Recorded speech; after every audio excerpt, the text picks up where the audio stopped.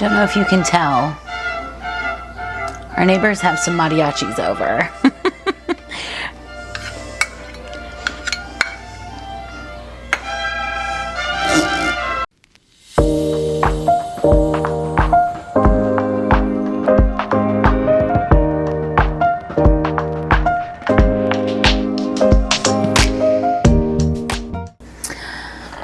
Well, we're back. Cookbook series is happening again. Today we are gonna try baking. So baking has always been a thing that I love to do, always. I think for a little while I even considered baking things as a small business. Like I would bake cupcakes, like a ton of cupcakes, and a couple of cakes for people. And I always found that when it was a job, like somebody was paying me for it, I didn't enjoy it as much. It was too stressful. I've always loved baking for the sake of baking. My mom used to like to bake a lot.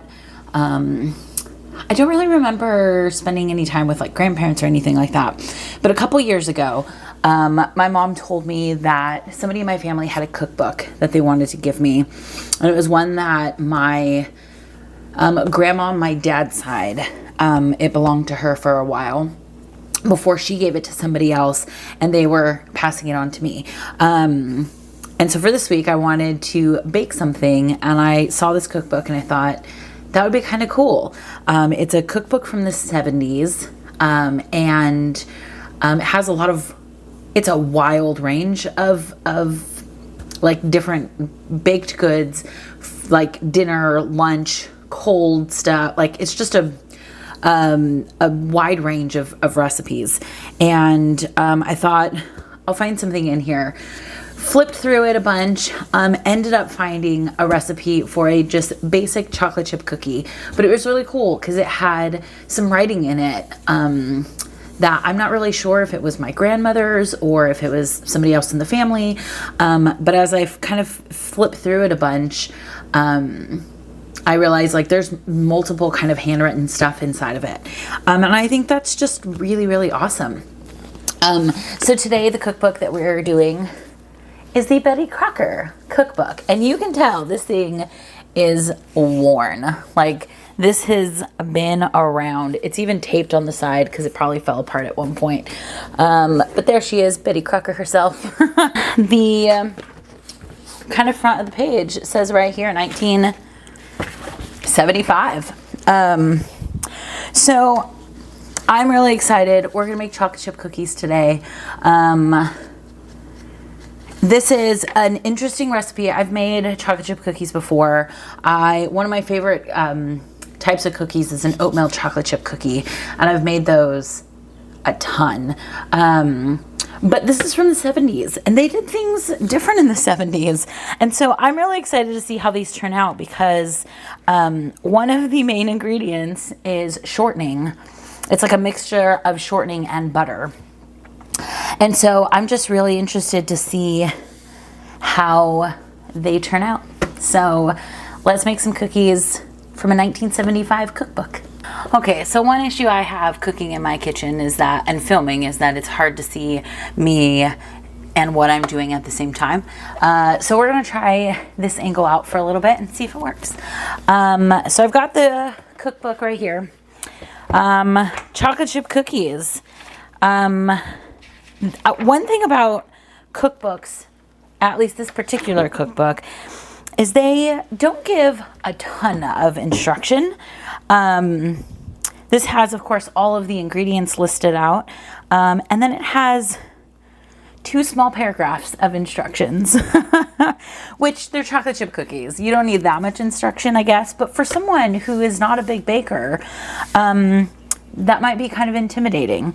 I think Betty Crocker assumed that the regular housewife of the 1970s probably knew how to do basic things. So we're gonna start off with a big bowl. What I noticed, I measured out all of the ingredients. So I've got chocolate chips and the sugar and a ton of butter. While I was measuring these out, I was like, that is a lot of butter and a lot of shortening. And when I looked at the recipe, I realized it makes 7 dozen cookies. That is a lot of cookies, and so I'm gonna definitely have to share these. So if you're a friend of mine and you're watching, probably by now you will have already tasted them. So hopefully they were good. And the other thing is, literally the instructions for this say heat oven to 375, which I will do now. Which that's not wild.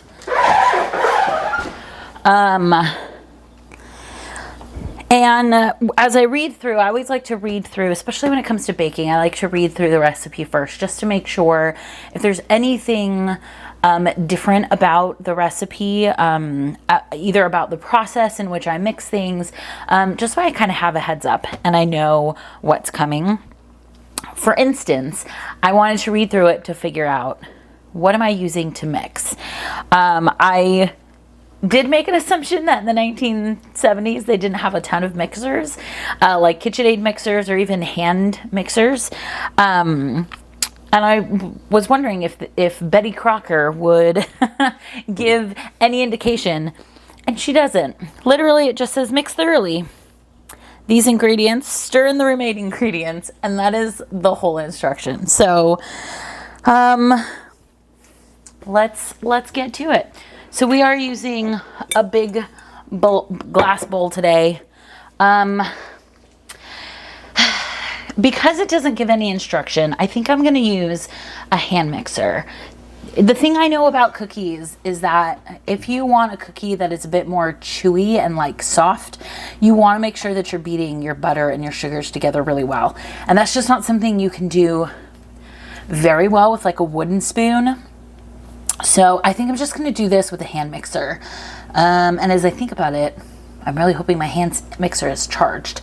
Give me 1 second. Okay, so I have got the old hand mixer. This one is a rechargeable, so it's cordless, which I love. This was a wedding gift from my uncle, and it is a wonderful, wonderful thing.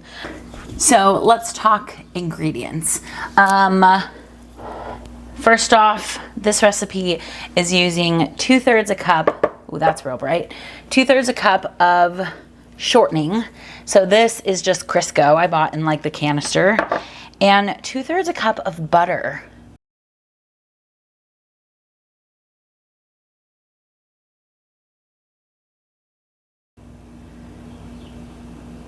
Which, now that I think about this, oh, I measured it out wrong. Wait, no, 2/3 and 2/3 is 1. Why did I measure out? Oh my God. All right, this is what happens. So let me talk through this really quick. So the cookbook that I have, I mentioned there's some like handwriting in it. And whoever made this recipe last decided double the recipe would be really good. So they went through and kind of crossed out the original measurements and rewrote in what the doubled measurements were. And in the process, for some reason, I measured out 2/3 a cup of shortening, but I doubled the butter, which is why it looks like there's so much. So we're gonna do some things. 2/3 a cup of butter is 151 grams. So I'm gonna go ahead and measure I'm gonna remeasure the butter out and just do it by grams, only because I've already kind of chopped this up, and I didn't chop it up per tablespoon. So it would just be a lot more work to do it by tablespoon. I'm just gonna weigh it out in grams. I am using salted butter. I don't really see that much of a difference when I use salted butter and also add salt in with my ingredients. But you could go ahead and use less salt. If you are using salted butter, you could leave the salt out. I just know that because I bake a lot. Next ingredient, we've got our sugars. So we've got 1 cup of plain granulated white sugar, and we have 1 cup of packed brown sugar. This is measured out in half cups, which is why there's 2 of them. Then we have 2 eggs. I know a lot of people talk about using room temperature eggs when you're baking. If I remember to take them out, I'll do that. If not, they're cold. That's fine. I make it work. And also, I think this is, what is this? 2 teaspoons. 2 teaspoons of vanilla extract, which, oh man. If I didn't know that this was made out of like pure alcohol, I would totally drink this, but I'm not so sure it's going to taste as well as it smells. So those are all of our wet ingredients. Sugars are considered a wet ingredient because they get mixed in with all the wet stuff. Then we got our dry ingredients. This is 3 cups of all-purpose flour. And then I have, what do I have? I have 1 teaspoon of baking soda and 1 teaspoon of salt. I just mixed them together. And then of course we have our flavorings, and that is 1 cup of semi-sweet chocolate pieces, which I just used a like chocolate baking bar and chopped those up. I put them in the same bowl. You can't really see them. You can see them down here. I also have 1 cup of chopped walnuts. The recipe just says chopped nuts. So I guess you could use anything you like. Some pecans. I don't know that I'd use like peanuts, but you could. I love walnuts, especially in cookies. So we're going with walnuts. All right, so we're gonna start measuring all of our stuff out. So recipe says mix thoroughly, shortening, which we will just use a little.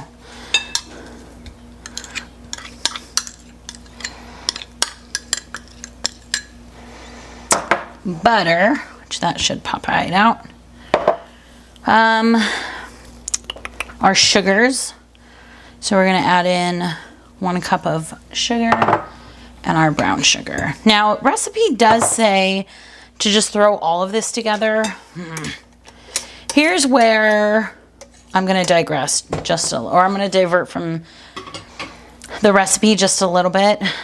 Again, I like cookies where you are mixing all of your sugars and butters together first.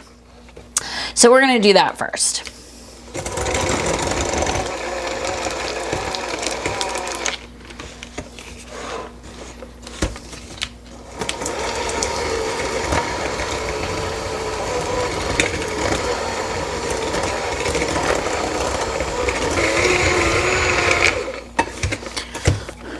So again, the recipe doesn't give any real definition of how much you want them mixed. So we're just going to keep going until it is a bit more smoother. It's still pretty chunky.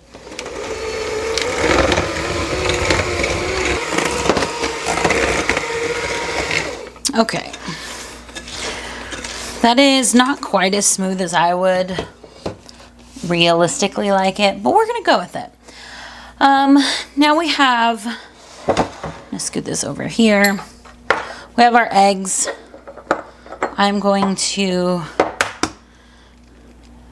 crack one in and then add it. And since it wants you to mix everything together as it is, I'm just going to go ahead and add these in at the same time. Normally I would do one at a time, but here we are. And then I'm also going to add in the vanilla.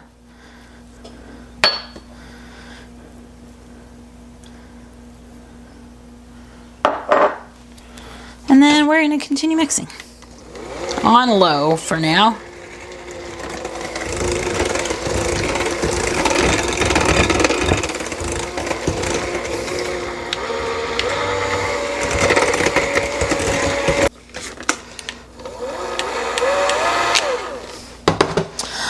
Okay, now it says to stir in remaining ingredients.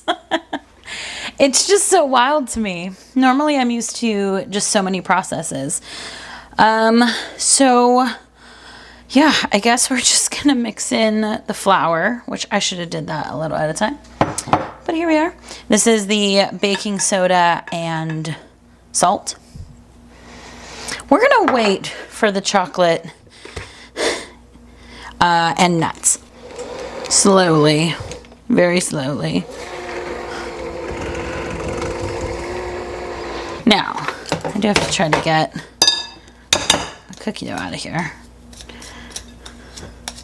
Okay, we're not going to use the mixer to mix in the chocolate and the nuts because it's such a thick dough that it just will be very hard. So we're going to go ahead and mix in our chocolate and our nuts. Honestly, I may do this by hand.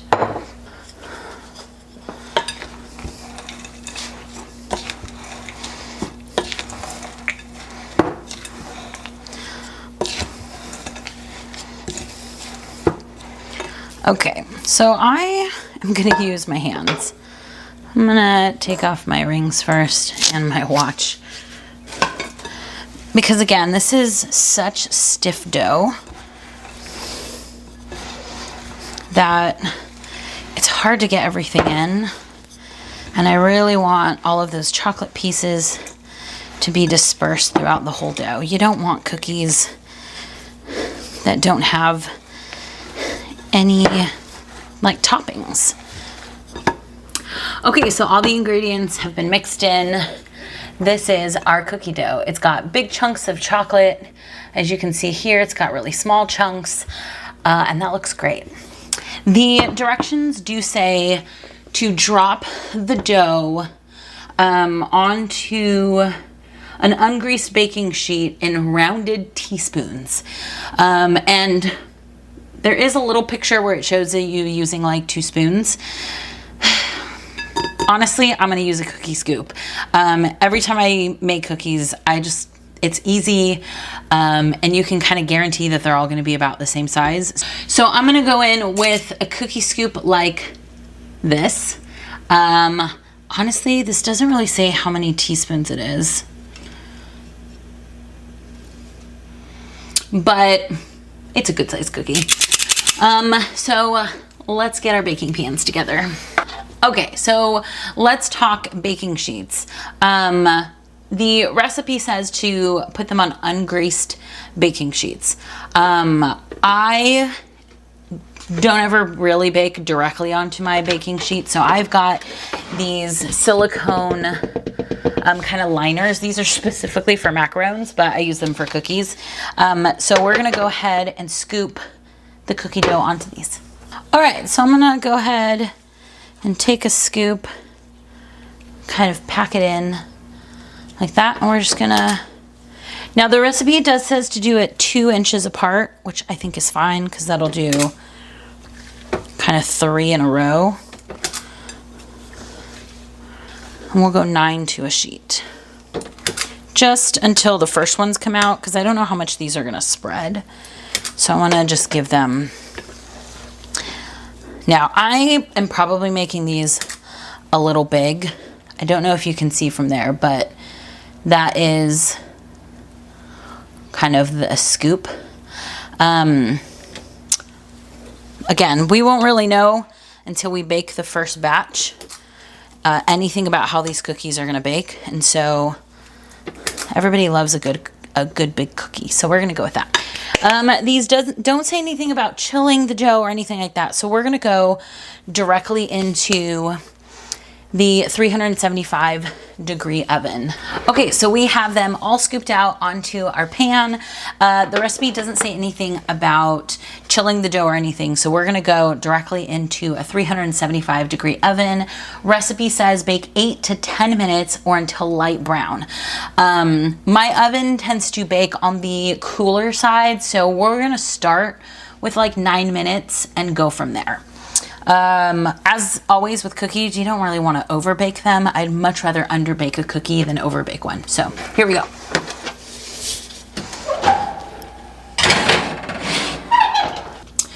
So I do have 2 baking sheets, so I can do them double, like at a time.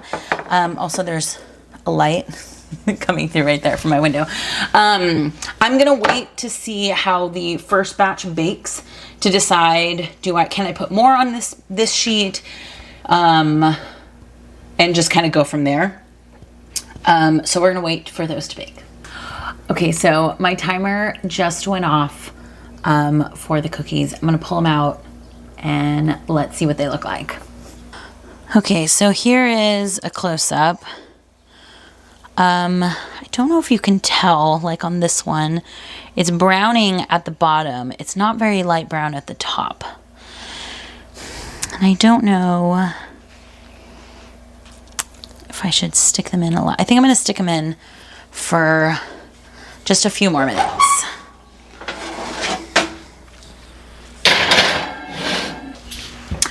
Okay, so I don't know if you could tell, the tops of the cookies were still a bit blonde. So we put them back in for 2 minutes and we'll see where they go from there. One thing I will say is they didn't spread a ton. I don't know that I would put more on one cookie sheet. So we're gonna go with just 9 on a cookie sheet and bake them for probably 11 to 12 minutes. So let's get some more on the next cookie sheet.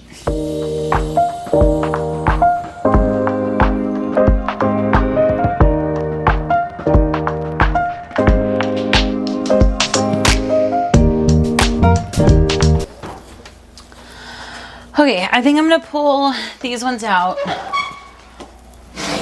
I don't want to overcook them. And my timer is about to go off anyways. And I'm gonna put in the next ones. 11 minutes, starting now. So they are pretty soft. This isn't my favorite spatula to use. That one's looking okay. They might be pretty underdone. I didn't really get a chance to look at the bottom. I really just have my little cookie rack right here. It's just a regular rack that I have on a paper or just a towel. Okay, we're gonna try this again with a different spatula. This one is just a little thinner, so it... Honestly, these look amazing. You really can't go wrong with a chocolate chip cookie. And yes, my spatula is broken, but I love the spatula, so I keep using it. Whew, that one almost fell apart. So this is definitely not gonna make 7 dozen, but that's probably because I'm making them a little big. But that's the great thing about making your own stuff. You get to make it exactly how you want it. Big cookies, little cookies. Okay, we're taking out one of the trays. Those are made a little bit bigger. And the other ones still have a couple more minutes. I did decide to leave them on the cookie sheet to cool off just a bit because they are very, very soft. So I'm gonna let them kind of cool on the cookie sheet before I transfer them over to my rack. And then we'll go from there. Once I take them off, I can add, I just have a little bit of the dough left. So I'll add on the last of this to this cookie sheet once these have cooled a bit. Okay, so let's go ahead and try one. One thing I noticed is that as they cool down, I'm gonna grab this one, they do flatten out a bit. So they are a kind of flat cookie, but they seem pretty chewy on the inside.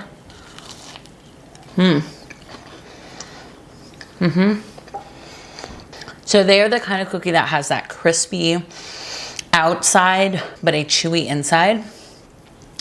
They're delicious.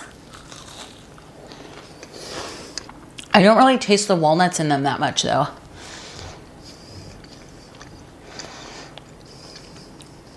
It's possible that I chopped the walnuts a little bit too fine.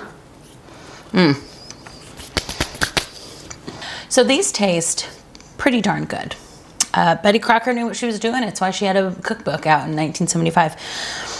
Although, I don't really know anything about Betty Crocker. Was she an actual person? Her face is on the back of the book. There is a face on the back of this book, so I assume this is her, but who knows? Maybe there was just, they drew a picture of her. Well, that was a lot of fun. homemade chocolate chip cookies straight out of Betty Crocker's cookbook. Honestly, you can't find I don't know that you'd be able to find an easier recipe than this one. It was so much fun. It tastes delicious. I'm gonna have to find so many friends to help eat all of these. Although, ooh, these in a, sorry, I just thought of something. Think about this cookie and this cookie sandwiched between some ice cream. I'm just saying. Thank you so much for watching. This has been such a fun series so far. I can't wait to try out the next one. Don't forget to subscribe to this channel so that you get notifications and all of the things. By this time, you know how to do YouTube. Subscribe, drop a comment below, like this video, and we'll see you next time. Thanks so much.